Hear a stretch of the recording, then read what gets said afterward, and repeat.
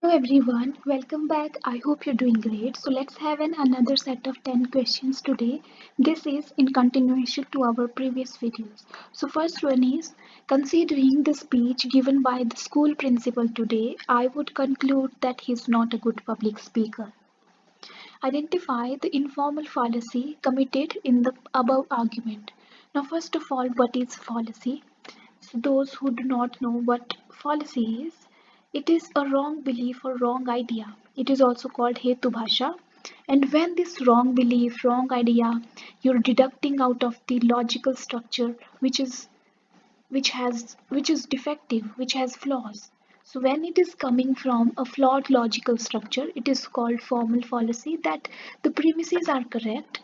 The premises you are following for drawing a conclusion are correct, but the logical order you follow is incorrect. So that is a case of formal fallacy. And when the content and context of the argument is flawed, that there's error, that it is irrelevant, there's irrelevant information, ambiguous argument, incorrect assumptions, then that it is case of informal fallacy. Then what can happen that there's an incorrect information which may seem correct to people because of the content and context of the argument, how it is presented. It may seem correct while it was wrong. So that is a case of informal fallacy, which is here in the statement has been committed that the person is concluding himself only on the basis of his opinion he made out of one speech he listened to of the principal. That principal is not a good public speaker. Only his subjectivity, and also only based on one speech he is saying that principal is not a good public speaker. So people may think that principal is not a good public speaker, however that's not true.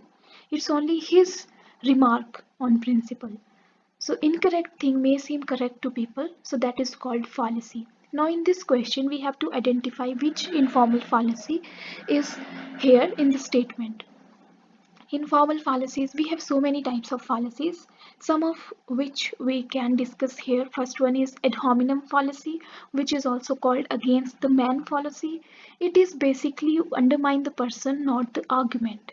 If I'm saying something, instead of talking on what I'm saying, you're talking on my personal trait, my personal characteristics, my behavior, my shown and not shown traits, then that's a case of ad hominem fallacy, that it's against the man. If I say that meditation helps people overcome anger issues, and you say that you also have anger issues, you also meditate, so it may seem to people that meditation doesn't help. However, you are not talking on the meditation, you are talking about me. So you are not, instead of countering the argument, you are talking on the person who is making the argument. So that's the case of ad hominem fallacy.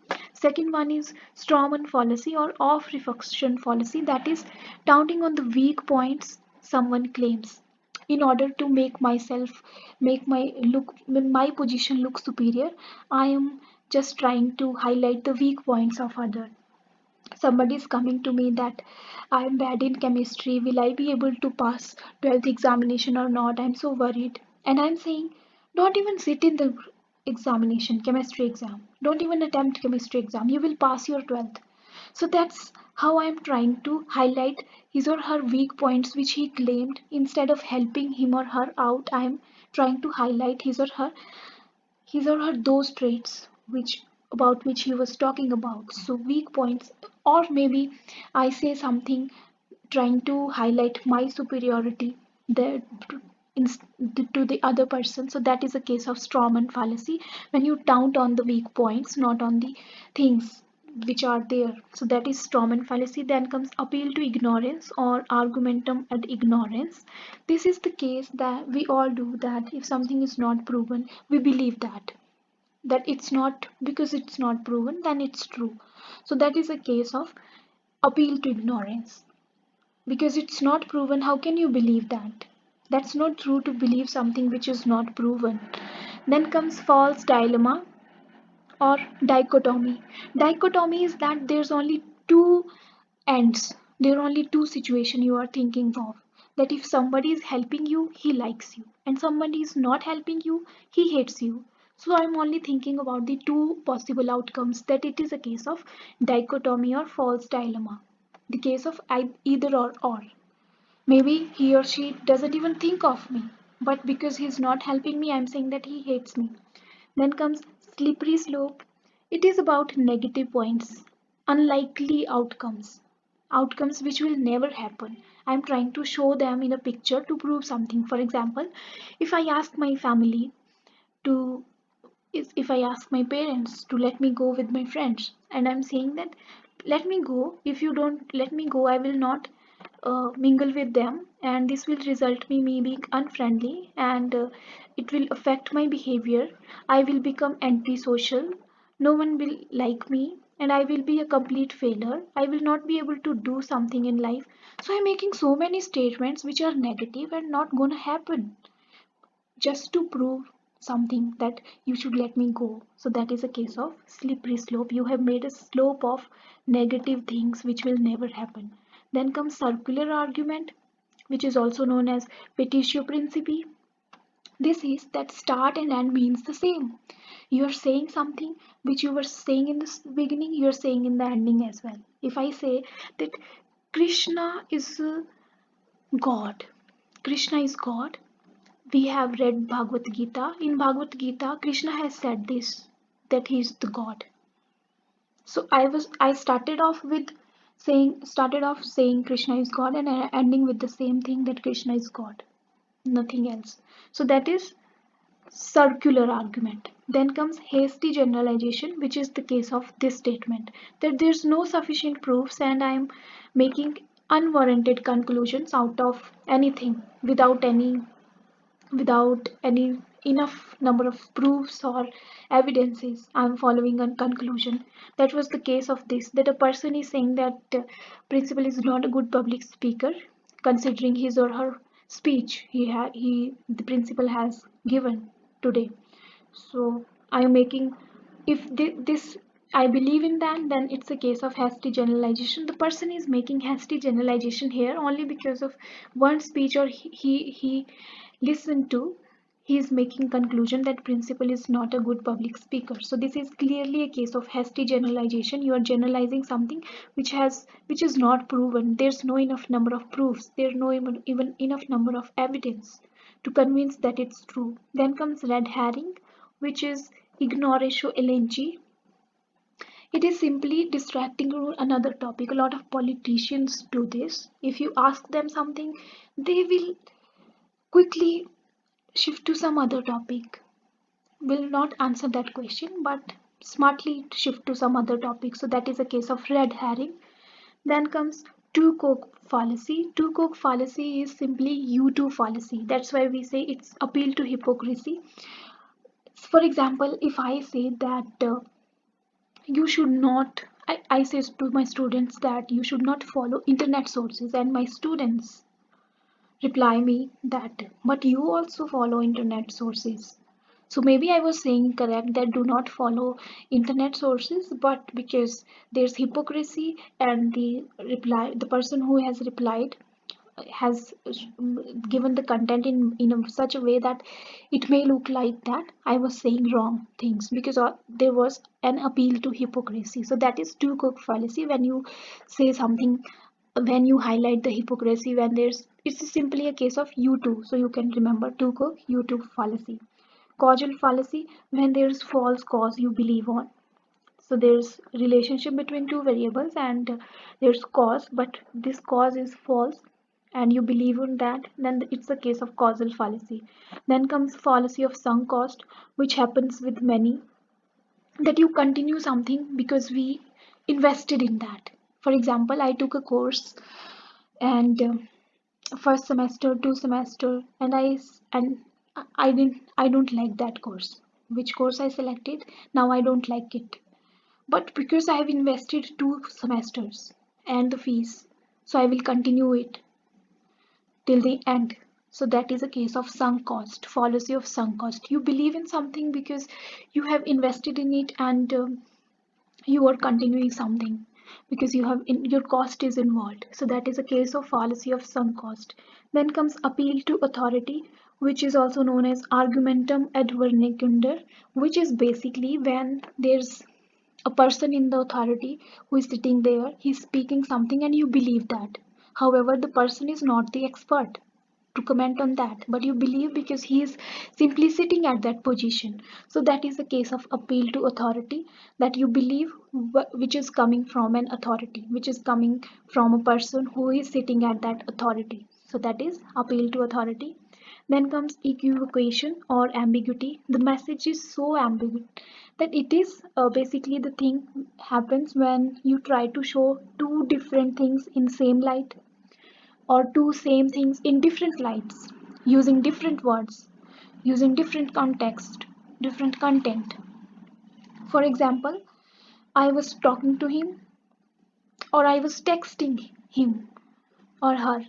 So these can be two different things, or a same thing which you can manipulate people with. That I was not talking to him, I just sent him a text. We just exchanged some text.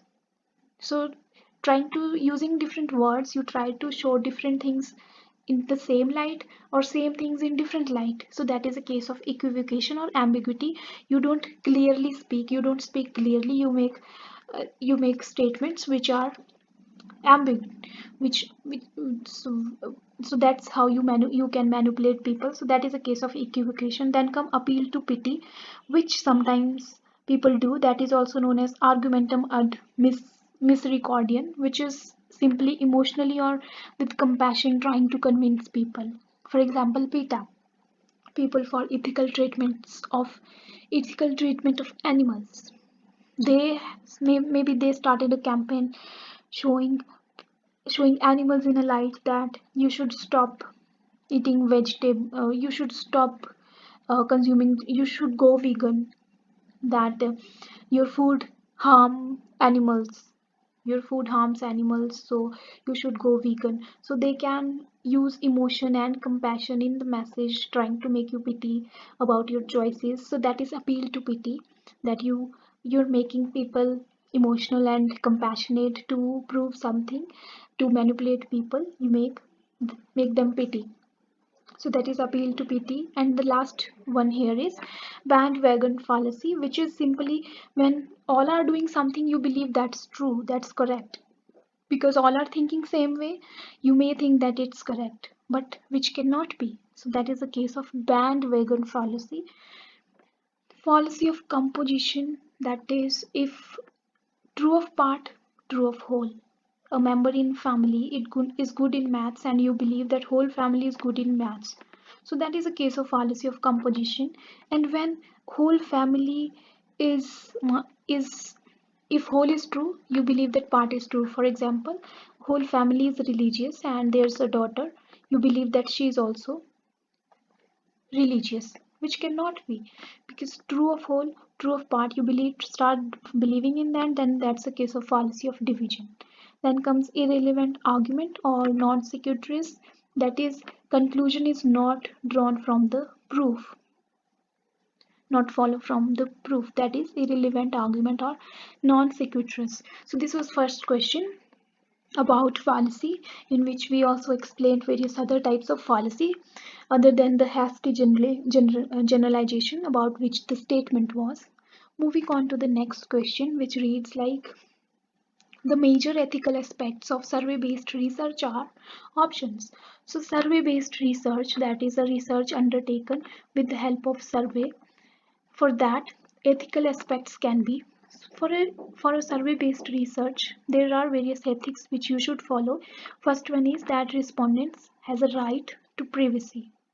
Use of deception should not be there. You should not deceive them. You should not provide them some information, irrelevant information, or something that can influence their decisions. You should not simply deceive them. You should not provide them incorrect information, irrelevant information. Respondents' right to be informed. They should be informed that they are being surveyed. Need for confidentiality. There should be confidentiality in the process. and there should be honesty in collecting data, and there should be objectivity while you are reporting the data. You should follow objectivity that should not be influenced by your personal bias. From the options, we have to choose the ethical aspects. Protection of participants from any kind of harm. So this is, I think, must. You should not put your respondents in a situation where then they can be harmed. Maybe you are surveying on any sensitive information, sensitive data. In that case, protection of participants is very important. Generally as well, you should not put them in any kind of harm. Publicize the engagement of participants. You should not publicize the information, where they are coming, where you are gathering, or you should not make it public. Distinguish between different strata of people. I think this is a case of sampling different strata, stratified sampling, etc. So this is about sampling, not about ethics, not to affect individual privacy. So that is must. You should not affect individuals privacy, and use of individual privacy for profit. So that is, you should never do, because the research you have undertaken, you should only survey in respondents for the purpose of research which you have, which is informed to the respondents. You should not make it for your private profit. So from this we got A and D to be the right ethical aspects of survey based research. Option 4 is the right answer. Moving on to the next one, find the next term in the series given below. We have a series, and if you look at this series 124, 148, 196, 268, 364, all are even numbers. Even numbers, they can be divided by 2, right? So we'll have to find something with which we can make a logic behind the series. So let's divide them by 4. So dividing them by 4, we get 4 3s are 12, 4 1s are 131. Then comes 148, 4 3s are 12, 2 left, 4 7s are 28, 37. Then comes 49, dividing 196 by 4, right? 4 4s are 16, 3 left, 36, 4 9s are 36, 67 for 268, and 91 for 364. We have divided all the numbers by 4. Now we get a sequence here again, 31, 37, 49, 67, 91. Let's find the difference between the two numbers, two consecutive numbers from the series. The difference between 31 and 37, 6, 37 and 49, 12, 49 and 67, 18, 67 and 91, 24. So we have again got a sequence that these are the multiples of 6. 6 1s are 6, 6 2s are 12, 6 3s are 18, 6 4s are 24, and 6 5s are 30. That means the next number here in the multiple of 4 will be 30 more than the last number. So next number will be 91 plus 30, that is 121. So this number, next number you have, if divided by 4, we will get 121, right? So this number is simply 4 into 121, which is 484. So this is how we get the answer. Option A is the right answer for the question, that the next number will be 484. Moving on to the next question, where is Chanakya said to have composed his Arthashastra? Chanakya, who is also known as Kautilya, Vishnugupta, he was in the courts of modern empire. He was a prominent person. He was a teacher, philosopher, economist, jurist, and the advisor of Chandragupta Maurya. He has written Arthashastra, that is book on economics. Chanakya Niti he has written. So he was a very prominent person in the medieval history, and he has written this Arthashastra at Takshila. Takshila was a center of education. There were many universities in the medieval period. Takshila in present day Pakistan, we have this, we were having this university.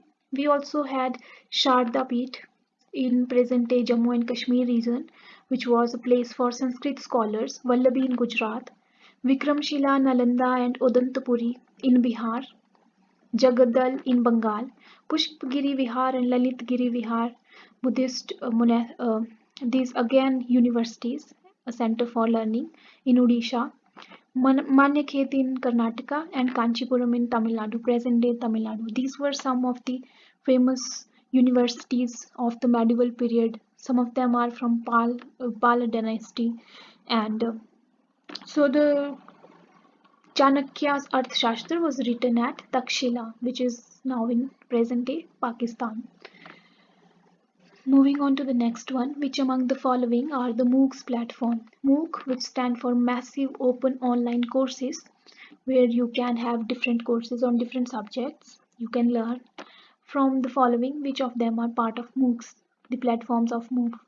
Google Meet, it is one of the Google's service like Google Docs, Gmail, etc. Google Meet is a place where you can uh, actually communicate, chat, video call. So there are various services provided on Google Meet platform. Coursera, Zoom. Zoom is again similar to Google Meet, is a platform where you can chat and video call and have an audio chat. Future Learn and Tarantine. Tarantine is a plagiarism check software where you can check for the plagiarism for your manuscript. So only two, Coursera and Future Learn, are the platforms which are of MOOC, massive online open courses, from where you can learn, where you can choose for different courses you want to pursue, you want to study. So answer for this question is B and D only, that is Coursera and Future Learn. However, Google Meet and Zoom are video calling conference service where you can chat, video call, etc. Tarantine is a plagiarism check software. Now match the list 1 with the list 2. The number of bits that make up a byte. So we have bits, 4 bits make a nibble and 8 bits make a byte. So for the first one we have 2. A goes with 2 option, that the number of bits that make a byte is 8. 8 bits make a byte. This one. Then comes second one, base 10, that is called denary value of the binary number. So we have binary system that is only two numbers, 0 or 1. So we have here a number given. We have to change it into binary decimal. For that we just need to mark them from 0 with the help of their position. 0 for the unit number, tens number 1, then third number 2, the hundred number, thousand number 3, like this. We have to go to till the next last number 3 and last number 5. Now the process is that we'll have to multiply the first number 1 multiply 2 raised to power the positional number, that was 0, then plus similarly for the next number 1 into 2 raised to power 1 plus again for the third one 1 into, because the numbers are 1 only, 1 into 2 raised to power 2, then fourth one with the third positional number 1 into 2 raised to power 3 plus, then comes 0 into 2 raised to power, 0's position was 4, then 0 into 2 raised to power 5. Like this we'll have to solve. Now this one, 2 raised to power 0 means 1, number will be 1, 1 into 1 1 plus 2 raised to power 1, that means 2 only. So it's gonna be 1 into 2, 2 plus 1 into 2 raised to power 2, that means 4. 1 into 2 raised to power 3, that means 8, plus 0 into 2 raised to power 4, which is whatever, 0 into multiple of 0 is 0. Again for 0 into 2 raised to power whatever, 0. So answer is 8 plus 4, 12, 12 to 14, 14 plus 1, 15. So the fourth option has 15. So second goes with fourth. A goes with second, B goes with fourth. Solving for C and D. C is number of minutes to upload a 75 megabyte file at 2 megabits per second upload speed. Now 75 megabyte you have MB file. You have to convert this MB into bits. This 2 megabits per second. 1 megabyte is equal to 8 bits. So this will be a multiple of 8. 75 into 8 is equal to 8 5s are 40, 8 7s are 56 plus 4 was left, that means 600. Now 2 megabit is going in 1 second. There's 2 megabits per second. 2 megabits are going in 1 megabit. 2 megabits going in 1 second, right? 1 megabit will go in 1 upon 2 second. 600 megabits will go in 600 into 1.2 into 600. That will become 2 3s are 6, 300 seconds. 300 second means 60 second 1 minute, 120 second 60 seconds 1 minute. So 300 seconds will be 15 minutes. Dividing 300 by 60 we get 15 minutes. In 15 minutes we have 600 seconds, right? 300 seconds, right? So for this question again we have, sorry, only 5 minutes, not 300 divided by 60 is 5. So for the C we have 1 5, simply because 75 megabytes converted into bits is multiple of 8, that will become 600. So 600 of file where 2 megabyte no megabits are going in 1 second, then 600 will go in divided by 2, 300 seconds, and 300 seconds converted into minutes, that is 300 into 60, because in every minute there are 60 seconds, we get 5. So 5, that is the first one is the answer. If there are 2p bytes in a kilobyte, then what is the value of p? Now in a kilobyte we have 120, we have in kilobyte 100 1024 bytes. 1024 bytes make a kilobyte. 1024 kilobytes make a megabyte. 1024 megabytes make a gigabyte. 1024 gigabytes make a terabyte, and 1000 terabytes make a 1 petabyte, right? So 2p bytes in a kilobyte, then what is value of p? So 2 into 2 4, 4 into 2 8, 8 into 2 16, 16 into 2 32, 32 into 2 64, right? 64 into 2 128, 128 into 2 256, 256 into 2 512, 512 into 2 4 2 10. So counting these twos now, 1 2 3 4, 5, 6, 7, 8, 9, 10. That means 2 raised to 10. So the value of P is 2 raised to power 10. So it goes with 3. D goes with 3. So we have got our answer. Option 2 is the right answer for the question. Moving on to the next one. Mohit has sent an email to Bobby, Danny and Ashok as shown below.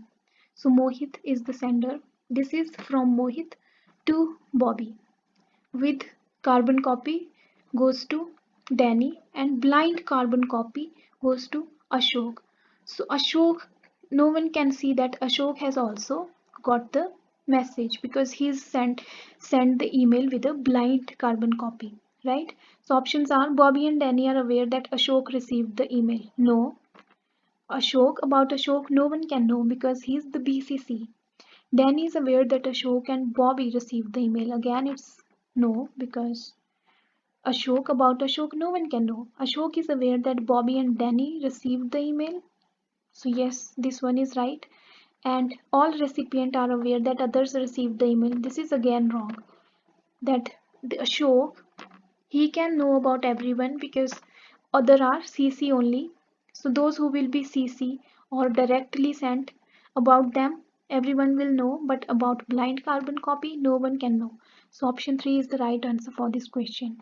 Moving on to the next one, the acronym for Sankalp introduced by the Ministry of Skill Development and Entrepreneurship stands for Sankalp, which is basically a platform that is skill acquisition and knowledge awareness of for livelihood promotion.